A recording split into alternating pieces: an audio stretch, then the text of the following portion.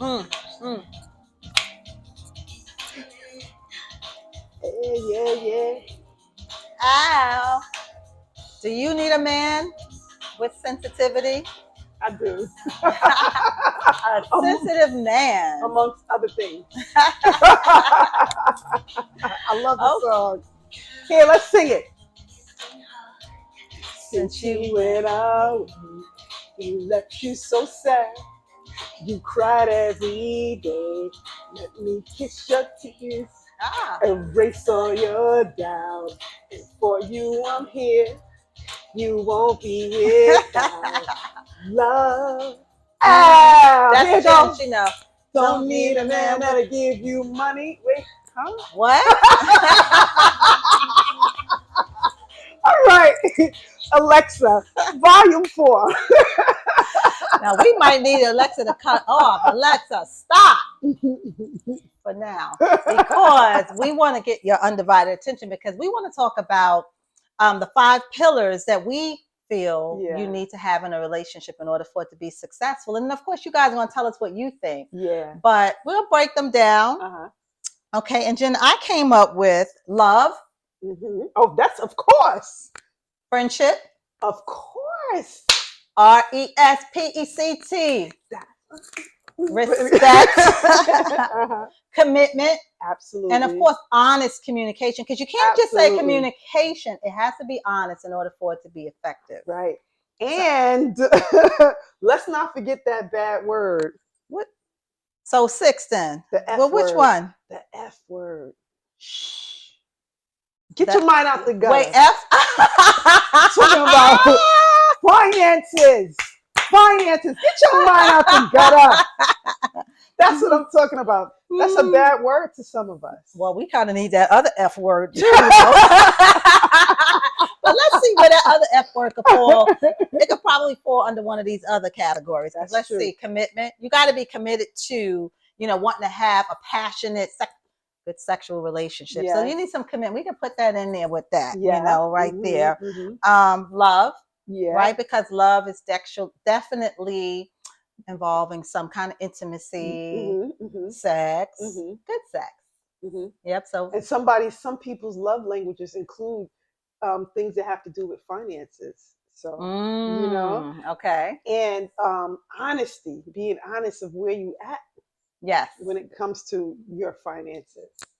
Definitely. Yes, because you can't fix anything. Anytime you're in a relationship with an issue, if you can't be honest about it, nothing can be done about it if it's an issue. Right. But you mentioned love language. So for me, I think my number one love language is quality time. Right. And someone recently said that was theirs too. Their number one love language is quality time. But then when I thought about it, I think they probably meant more like quantity time, right? Because that's a difference. There's definitely a difference. Yeah. Because to me, quality time is all about what you do when you're together. How attentive are you? How attentive are you being towards one another? Right? Yep. I agree. The actual activity that you are doing and how you're spending that time together is quality. But if you feel like you need a lot of time, then to me that's more quantity. So we got to be clear when we're talking about quality time. But I'm gonna tell you like this: I want quality time. I'm greedy. Me too. I do. I want quality time. Me too. Because I don't want you to think like, okay, we did that great thing, but remember we did it like 4 months ago. No, I want quantity and quality together. That quality. Yes, because that's the worst thing to say. Like, oh, babe, we did that. I just took you out 4 months ago. You're not gonna be taking me outside every 4 months. No, I'm definitely not. But I do believe that when it comes to relationship, you said honesty. First of all, you need love. Okay. Yes. I mean, where are we without love? First, that's like the foundation. Yes. And to me, love can mean a whole lot of different things for people. But for me, love is an action word.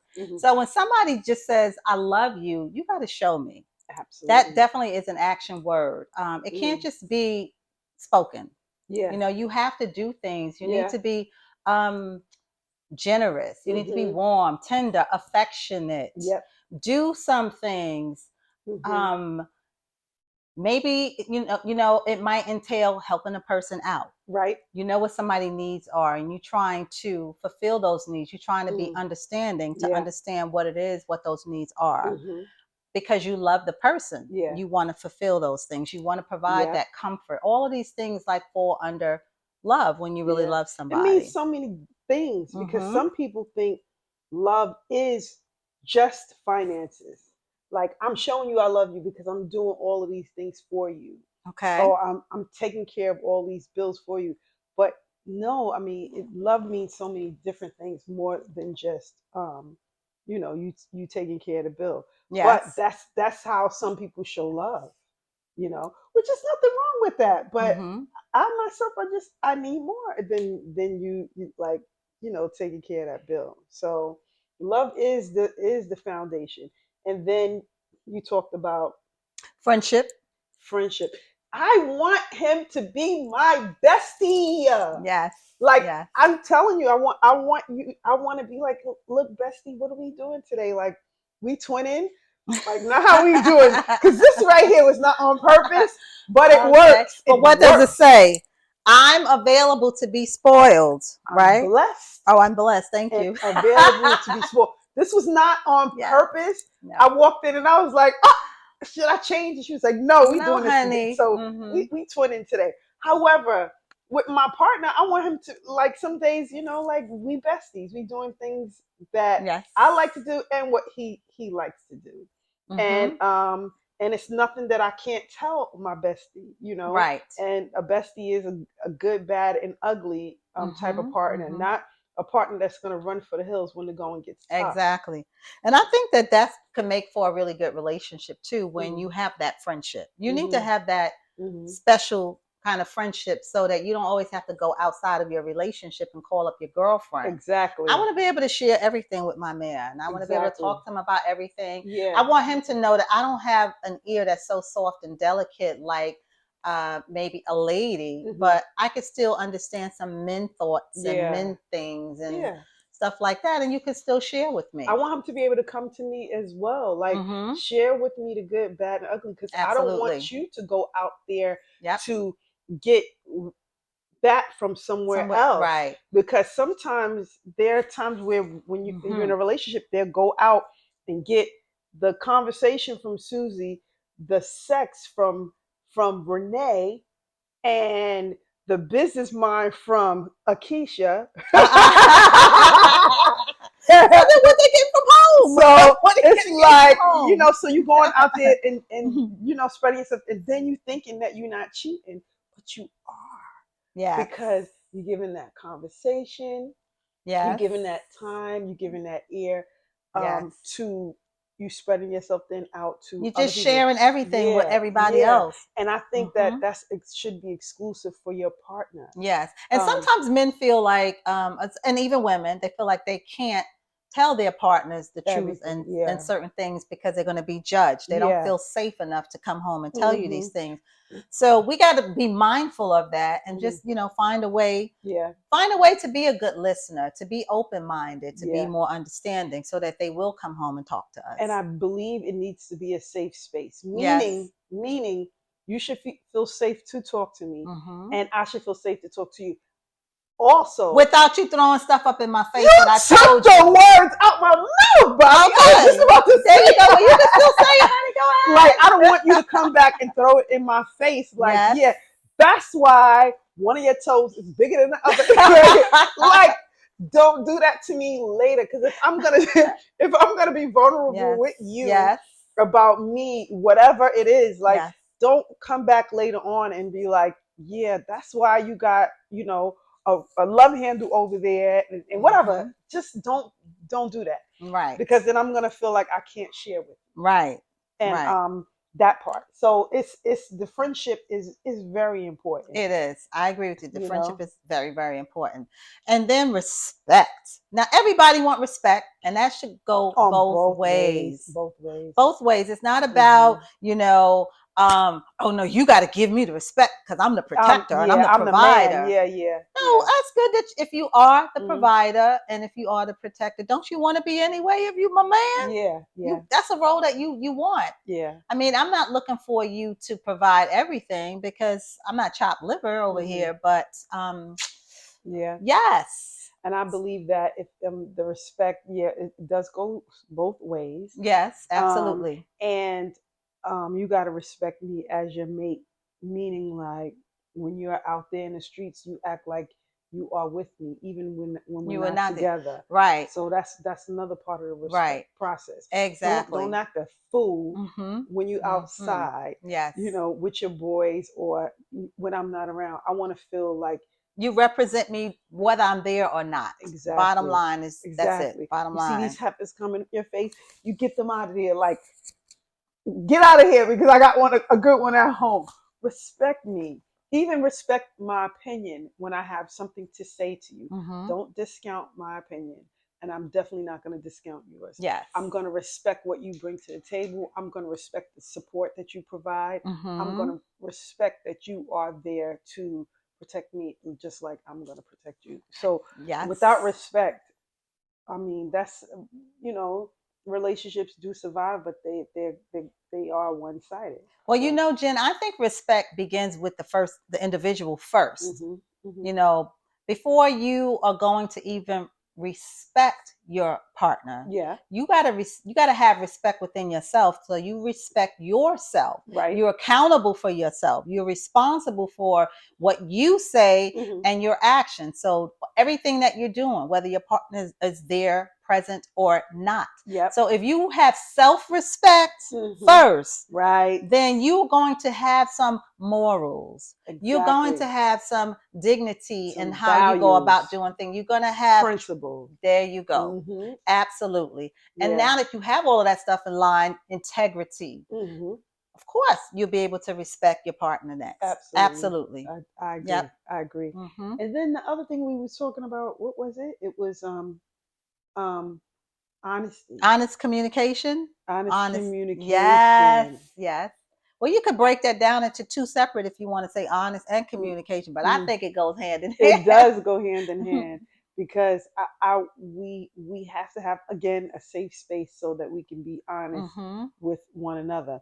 We got to be honest with where we at in life, and we got to be honest with the F word. Yes. Right. We got to be honest with that, and we got to understand, like, okay, this is where I'm at, and this is what I can do, and honest with if you can deal with that. If it's not what you thought it would be, you know what I'm saying? Because you can be in love with a person that does not have their self together, or you can be in love with a person that has it all together, and you're the one who is all over the place. Anyway.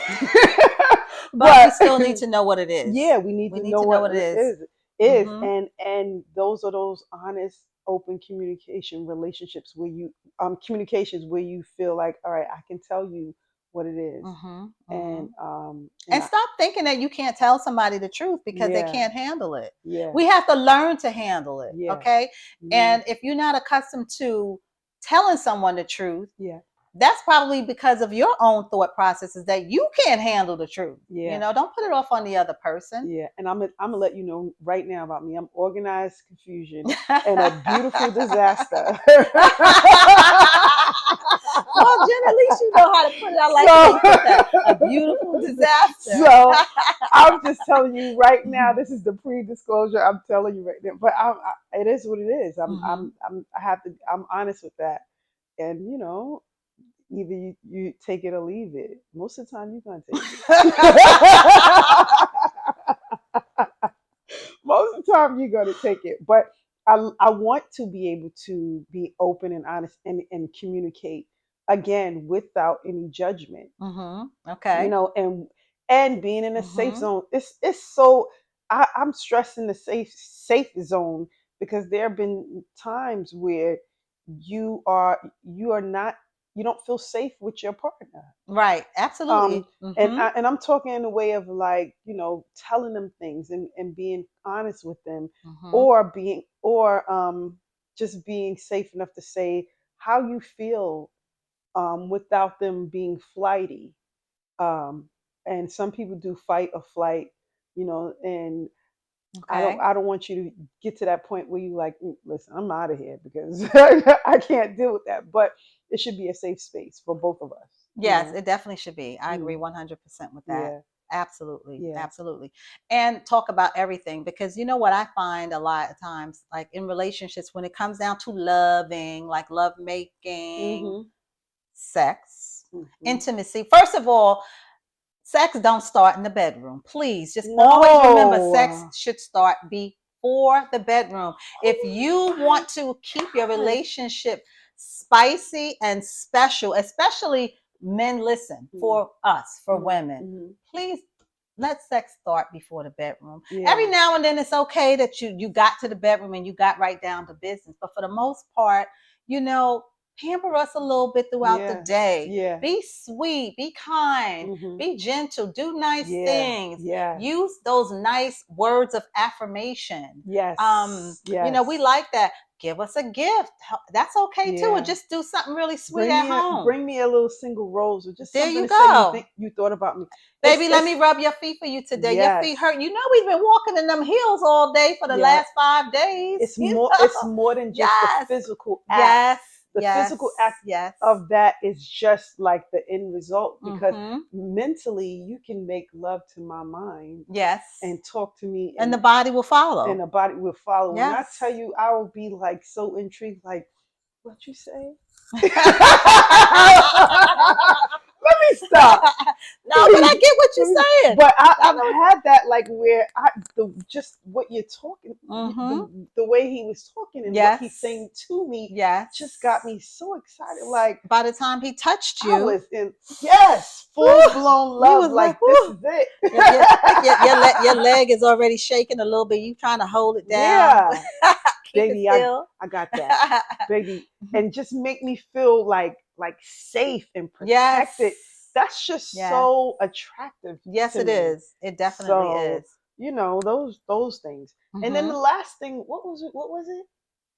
That F word was actually the last one. Was it? Dad, we gotta go to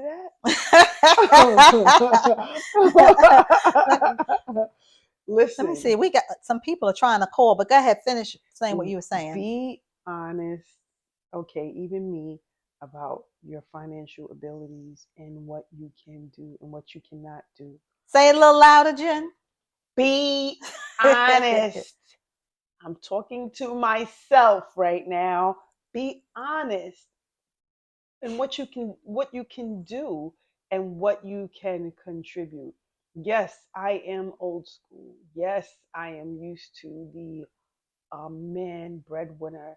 There's no such thing as Dutch. My father used to be like, oh, Dutch? That's a what? That's a culture. That's a people. That's not something that we do, but which I'm used to, but we are in, today's time. So I have to bend a little. Bend a little. Yes, compromise, right? So yeah, I'm honest, honest with what I can, do, or as a couple to make us better. Or, because I might my contribution might not be all the way financial because you might be bringing more to the table than me, and you might bring more to the table in another way. So maybe you the fire started when it comes down to like creativity or the love making. Or the love making. You might be the one that's creative instead of the same old, same old. So it's give or take. But yes, you was correct, because one of them we did skip over is commitment. Yes. Commitment. Man, that was a big one to skip over, because if you don't have commitment and you're not committed to your partner and you're not committed to each other, you're just wasting each other's time. You have to remember to remain committed to the commitment that you made well past the time that you made the commitment. Yeah. Please. You have to remain committed. If there's no commitment, do not waste each other's time. Revisit the commitment. Wait, first of all, let's define the commitment, because different people have different thoughts of what commitment really is, right? And and they might think that, what they're doing is, oh, I'm fully committed, but you're not. So you need to be honest with that. And be real within reason, and speak to your partner. But I want you to be committed to me. If you're not committed to me, I mean, I don't know how I'm going to have to love you, but from afar. Ooh. Because you're going to be, okay. Because if you're not committed to me, you're not going to make this work. You're not going to do anything to try to make it work because you're not committed. And how about this? Not just committed to me, you committed to us. This is an relationship. Us. Yeah. Yes. When we decided to do this together and partner, you have to be committed to us. Yeah. So first be committed to yourself. The promise that you made to yourself before you even came to me and asked me for this commitment, before you even spoke to me to ask me to be your lady or to be your wife. Absolutely. You already thought about what you felt and how you felt about the commitment. Right. So what was that? Convey that to me and stay committed to yourself first and God. And then that way you can stay committed to me and us. Absolutely. Yes. Absolutely. I think we touched on all of these topics. Yes, we did. We did. And I don't know. I mean, I don't even know if there's anything else to say. I don't have anything more to say, but we are going to come back with a caller on the line because I have a caller that have a lot to say. Nice. Okay. All right. See you in a minute. Yes. Bye.